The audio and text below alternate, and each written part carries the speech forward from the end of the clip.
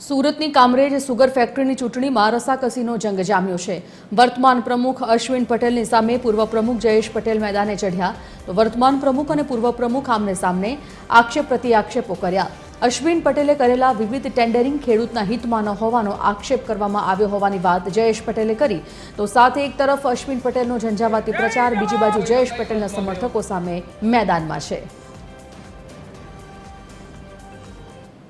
કે આ કર્મચારીઓને ખબર છે કે જયેશભાઈ જો ચેરમેન પાછા હોતે તો આ ફેક્ટરીને કિડારના તાળા લાગી ગયા હોતે ને એનું ભાવિ અંધકારમય હોતે। કર્મચારીઓ ખુશ છે એટલે જ યુનિયનમાંથી બહાર નીકળી ગયા। કર્મચારીને સમયસર પગાર મળે।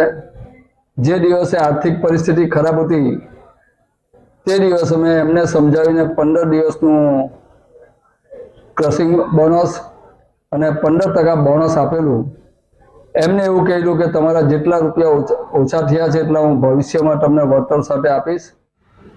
છેલ્લા 5 વર્ષથી જે વહીવટ ચાલે છે અને એ વહીવટમાં વારંવાર ચેરમેન એવું કહે છે કે ભાઈ આ જયેશભાઈએ ખાડે લઈ ગયેલી ફેક્ટરી છે તેને મેં બેઠી કરી છે અને સૌથી વધારે ભાવ જો આ વખતે આપ્યા હોય તો બીજા નંબરના ભાવ મેં આપ્યા છે।